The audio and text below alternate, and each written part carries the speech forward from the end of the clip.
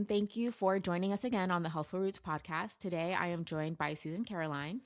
She has her PhD in metaphysical science, and her dissertation was on conscious living, and is getting her second PhD on theocentric psychology.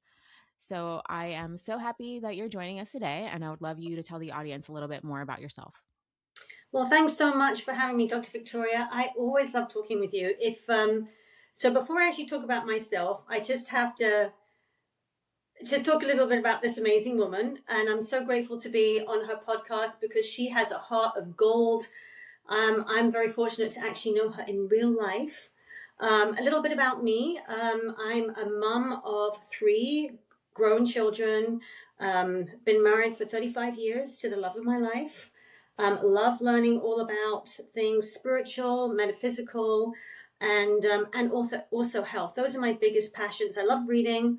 And another thing that actually Dr. Victoria and I have in common is that we're both dog moms of incredible Australian Shepherds, who my favorite dog breed.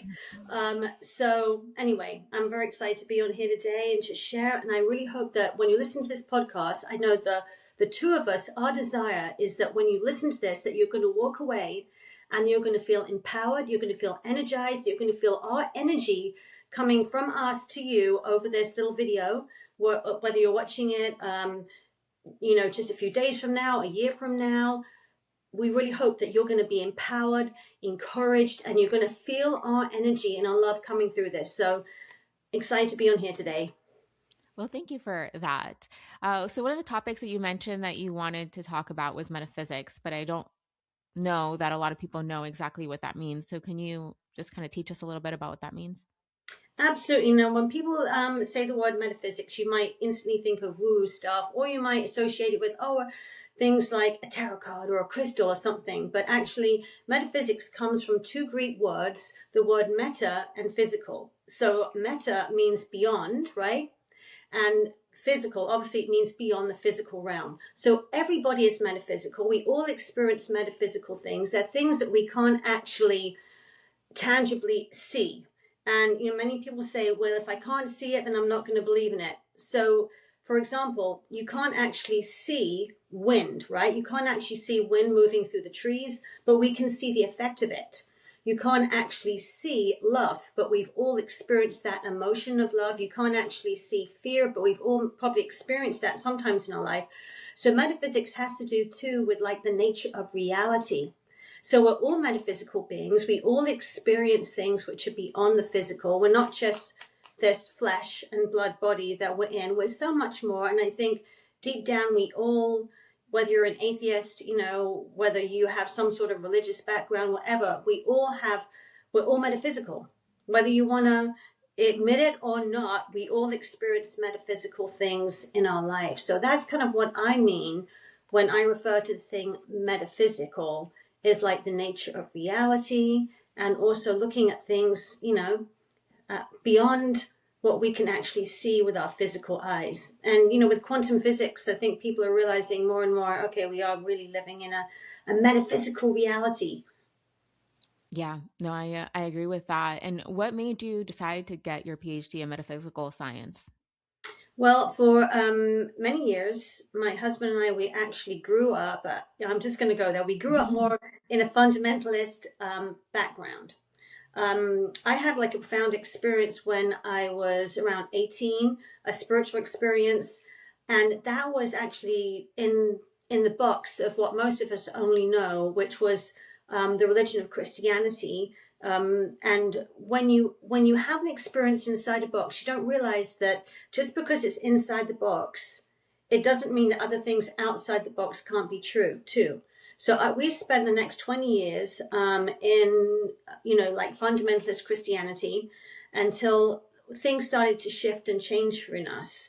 And I started to see that other people were also having these amazing encounters with God, source, universal intelligence, whatever you want to call that thing that resonates with you. I know that sometimes God is a trigger word for people. That's why I say that.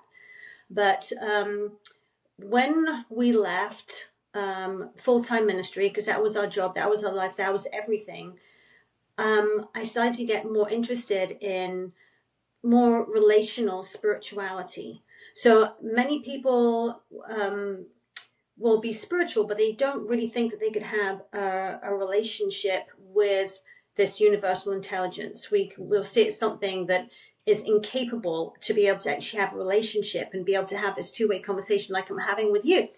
Yeah. So I stumbled across, I don't even know how I found it, but I stumbled across the University of Metaphysics in Sedona, which had been going for like over 50 years, and they used to do research in consciousness. And I just really resonated with their message. It was a message too that I was familiar with because it was based around the teachings of Jesus, but looking at it from a very different point of view, looking at Jesus's deep, esoteric teachings, and how there was, there was two Christianities in a way. There was the outer for the masses, and then the inner, the deeper teachings of true metaphysics. And Jesus really was a metaphysical revolutionary. I mean, how many people are we still talking about in the 2,000 years later, and he's still making headlines? So that's what really got me interested in stepping out. How can this help you in your everyday life become a better human? And especially in the crazy world that we live in, how can that really help us? So that's what really got me interested in studying metaphysics. And So how yeah, how has it helped you? I think I tend to be a very calm person. I tend to be a very grounded person. And it's definitely helped me more to be loving and compassionate.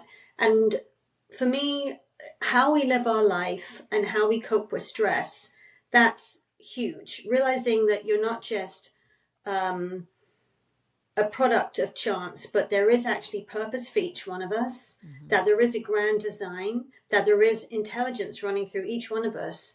And I think a big thing for me is that, in this world, we see lots of unkindness. And when you start to realize that, if you go from the teachings, simple teachings, just like whatever you'd like done to yourself, do unto others, okay? Or do unto others as you like done to yourself. I think that's one of the biggest things that's helped me is being able to look at people with compassion and try and treat them with kindness, rather than living in this dog eat dog world where people are more concerned many times with getting to the top. But that's a big way it's helped me. And I know, Victoria, you have, you're a strong spiritual woman yourself, and I really admire that about you because I see that how you treat your patients with love and compassion and care, and it's just a lot more than just I'm in it just for the science. You definitely, I see it. There's a lot more, and people can feel that coming through. So that's definitely how it's helped me, and I see other people who walk the walk like yourself. There's a difference about them. There's a steadiness about them. There's a light about them. And I think so many people, when we start tapping into that metaphysical part of ourselves, it enables us to be that light and shine kindness to other people. Yeah, I agree. While you were talking, I this weekend I started re-listening to one of my favorite books, The Untethered Soul. And I was like in that chapter where he's like, who are you? Right? Like take away your label. You're not Yeah, Dr. Andarcia.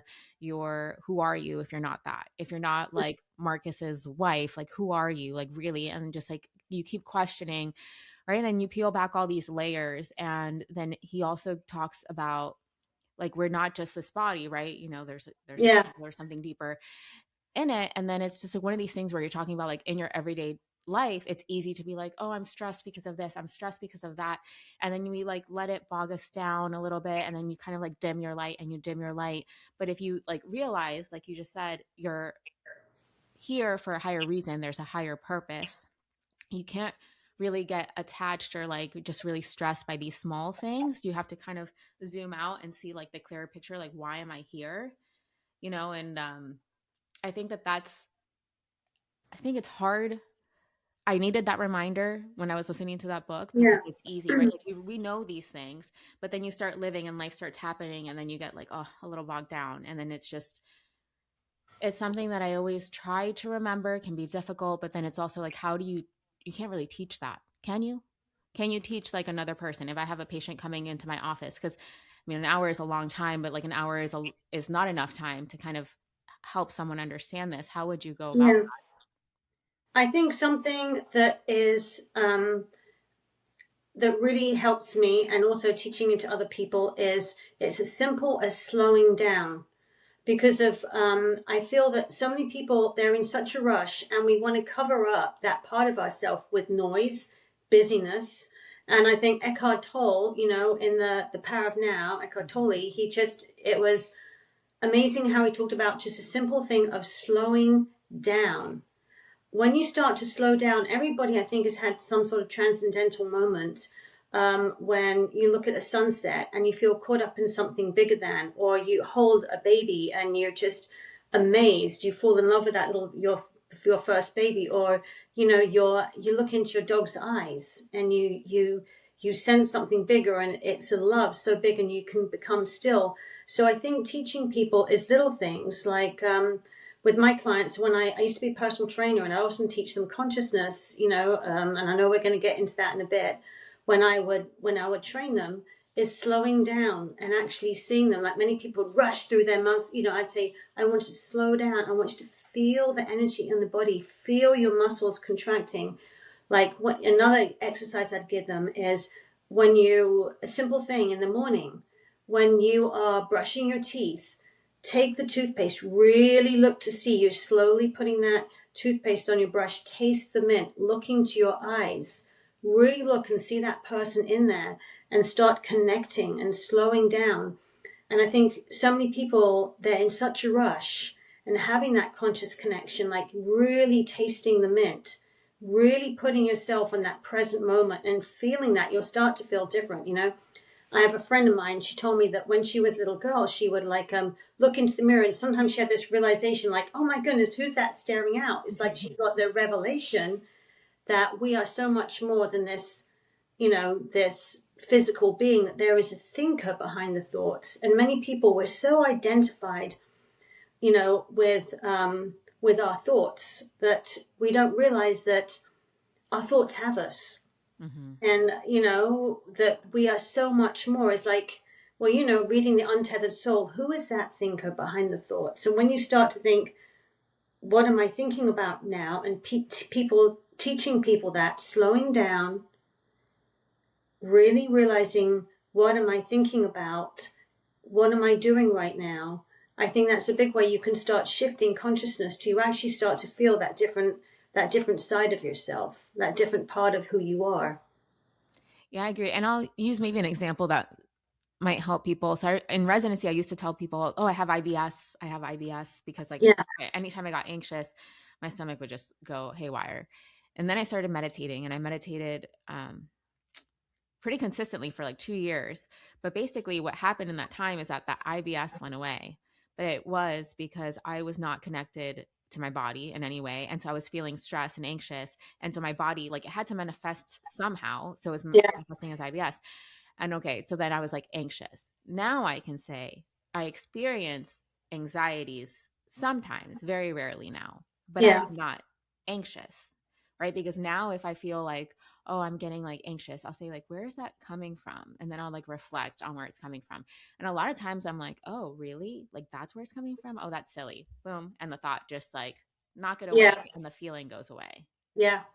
That's so good. Yeah, because of you're becoming aware, and when you start to distance yourself from that and be able to tell yourself, it's amazing how that awareness, and again, getting back to metaphysics, you can't see anxiety. It's beyond the physical, but we all feel the effects, and especially since, 2020, many people have, their anxiety level has really gone up. So when we stop identifying so much with our body, and realize that we are not our body, that we are living inside of it. The true us is living inside. The consciousness that's living inside is, and which is the vehicle. This is my, my vehicle, what I live in. Yeah. All right. So I did want to ask you about consciousness. So just for anyone who's not really clear, we've heard that word a lot, but when you're talking about consciousness, what do you mean? What is that exactly? I think it's more, when I think about awareness. So consciousness and awareness. Like, many people, when we say, oh, they're not very conscious, I mean, they're right there. But let me put it this way. I'm sure, like, your listeners, right? Have you ever been talking to somebody and you realize that they're not really there. You can be talking to them, but their mind is elsewhere. They're not present. It's like, like you can be telling them a story and they can be like, yeah, yes. And it's like their mind is not there. They're not really conscious. They're not fully present. So when I think about consciousness, I think about being present, and it's interesting how many religions they'll call God the great I am. Not I was or not I will be, that I am. I know Joe Dispenza, he talks a lot about how if you want to experience, truly experience life, there's only one moment that you can experience it, and it is in the moment, in the I am moment, in the present moment. And you think about that, like the only time we can ever say that, I am, right, is in the present moment. Otherwise, I can say, like right now, I am talking with Victoria. I can't say that in 1 hour. Yeah. And I can't say that, an hour ago when I was getting ready for this podcast. I can only say in the present. So to me, I think consciousness is about being present, being grounded in the moment, and being aware of what you're thinking, being aware of your surroundings, being aware, of your own thought life. To me, that's like true consciousness, of being aware, being in the I am state right now. So that's kind of like, for me, what I see consciousness is. Tell me about you, Victoria. Have you ever thought about, your state on, your thoughts on that? Let's see. So consciousness. I was going to actually ask you a question because I was Yeah. reading something about it this weekend, and then I'll get to that. I have to think about that. But it was, where does consciousness lie? Right? Because I think like, some people would be like, oh, is that just like part of the brain? Right? Or is that like Yeah. the mind? And is the mind the brain? Like, where does consciousness lie? Well, think about this. When we are being formed, right? When we're being made, many people think, oh, it's in the brain, right? Mm-hmm. It's in the brain. But a baby that's, when a baby is being made, before a fetus has even got a brain, its heart's going. How did it know to do that? There's no brain to tell it what to do. There is some sort of invisible intelligence, which I think is in throughout our whole body. So we think about, how does consciousness lie in the brain? I don't think so. Obviously, I can't give you a definitive answer, but I can say for myself, I feel that consciousness is throughout our entire body. It's like we are infused in it. I'm actually doing a great course right now on yoga, and many times people think that yoga would be it's just the physical movements, but that's just half the yoga. If you look at it, yoga is comes from two words which mean union, and union actually with divine, with God. And they actually have an interesting thing about consciousness. They think that we have three different bodies. We have like the causal body, okay, which comes down. We have our astral body, and then we have our physical body.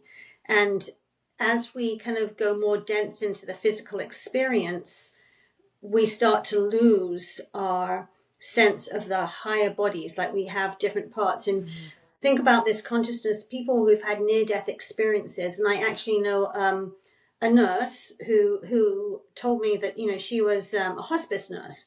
She told me she had a strange experience with a patient once. She would go to their home, and she said to me, he started flatlining and dying. And she was like trying to resuscitate him at the house. And she said, as he was, she got him back, and he described everything that she was doing. She said, oh, and then you went round to this side of my bed, and you got this out the drawer, and then you went over here. And she said, how did you know that? She said, I was literally looking at you doing this. I was right above my body. And it was like he was somehow in a body looking at himself. Now, and I know this lady, she's like, was so amazed by that, because when it actually happens to you, so where is consciousness? I don't think it's just in the brain. I think it's throughout all of us, and it's part of us. It's like we are more than just our physical bodies, but we know that when someone passes, something leaves them. Yeah. And I remember the first time I went to a funeral and I saw someone lying there, I thought, they don't look real. Mm-mm. They literally it looked like pretend. It looked like just something so unreal. And they didn't even look like, you see the movies when you see someone lying in a casket and it looks like a person because it really is just the actor. But when you're actually there in real life, you realize their consciousness has left their body. That person doesn't, look real. So to me, it's like we're so much more. And I think it's pervading in our bodies, but it's not part of our bodies. It's definitely not our brain either. No, it's not. Okay, so now I'll answer your question about consciousness because I was thinking about it while you're talking. Because I Yeah. do think a lot of people feel like, oh, consciousness, conscious in your head. I tend to live in my head a lot. But I know that when I feel aware and in the moments that I feel the most conscious, I feel like I'm more in my body than in my head, right? Yeah. And I know I've been guilty of that. I hate when I do it too because I notice when someone's talking to me and I'm like, oh my gosh, should I remember to send that email? And I forgot to send that. And then afterwards, I know they said something that I wanted to hear, but I just couldn't hear it. And I feel so terrible. Yeah. Like, I'm like, why did I, do that? But it's just, I guess it's a practice, right? That's what like meditation also is for, is to like bring yourself like into your body. But yeah, I think that's important because I think for anybody who's maybe listening to this or, maybe doesn't have these conversations with their friends, they might think consciousness is in my head. But no, Yeah. it's about coming down into your body. And I do have patients that I see sometimes. And I was like, you can just see like the circles going on in their Hmm. head. And I was like, man, if I could just bring this person like into your body, Yeah. a lot of that noise would like slow down. Yeah. I think so too. I've been this weekend been thinking a lot about embodiment. Listening to this great podcast from a teacher I really enjoy, and most people think about being a spiritual person is like, oh, I've elevated my consciousness. We all heard that. Oh, I've become one and everything. But they said something which was really amazing to me, which I'm going to have to use, and it was altered states doesn't necessarily mean altered traits. And you asked earlier on about what has this done for you. And for me, if you're truly living a spiritual life, it should show up in how you are. Are you more loving? Are you more kind? Are you more humble? How do you treat other people? How do you treat the planet? How do you treat animals? That it should be all of that, rather than many people. I can remember growing up in church and coming up through the, just the church ranks, if you want to speak, or say it like that. And many times I would see people up there preaching, and it can be in the metaphysical and spiritual circles, as well as Christian and religious circles. You look at somebody, they seem incredibly charismatic. They're handsome or they're beautiful. They're well versed. They're able to stand up. They're able to speak. They're able to move you and make you feel a certain way. And you think, wow, that person must really have it together. They must be so spiritual. They must be. And then you actually get past that person and they're a real jerk. When you actually get to meet them, Yeah. the way that, you go out, I'd go out to restaurants, the way they treat the waitress, horrible, awful, so unhumble and belittling. So to me, it's like true spirituality, guys, isn't about necessarily, yes, it's about connection with the divine, connection with this infinite intelligence that runs through it all. But if it's not changing you, that's not true spirituality. You should know someone, like I love how Jesus said it the best. You can tell someone by their fruit. You can't pick like oranges, from a cactus. You can't, you have to. So people will show you who they really are by their actions. So to me, like consciousness is so much more than like having all the jargon or be able to speak eloquently or be able to say, oh, I manifested this, I manifested that.